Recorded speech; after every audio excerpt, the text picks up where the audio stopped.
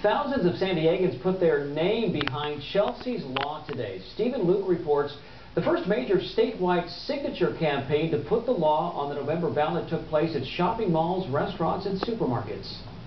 Hi there, would you like to sign the petition for Chelsea's law? One table, two women. Great, yeah, I can just fill that out there. Spending their Saturday asking strangers for their support.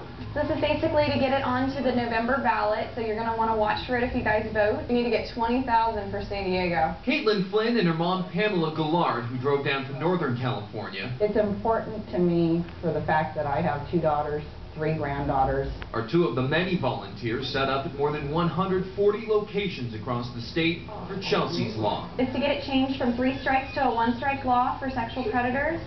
Also to enable lifetime parole with GPS monitoring and safe zones for children in our parks.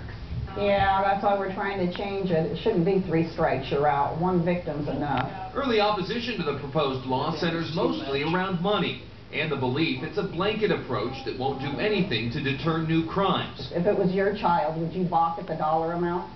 I mean, could you honestly sit there and tell me how much is your daughter's life worth?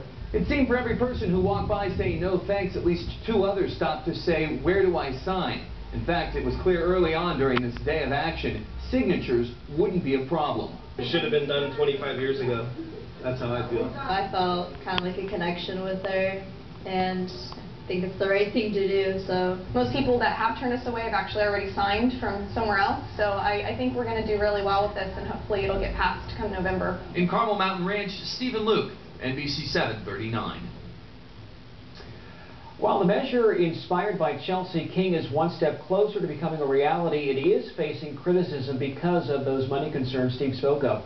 The exact cost of implementing Chelsea's law is unclear. The state's prison agency estimates an annual cost of $54 million by the year 2030.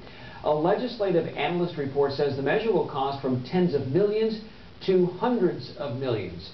The next stop will be the assembly floor where Chelsea's law is expected to pass. A huge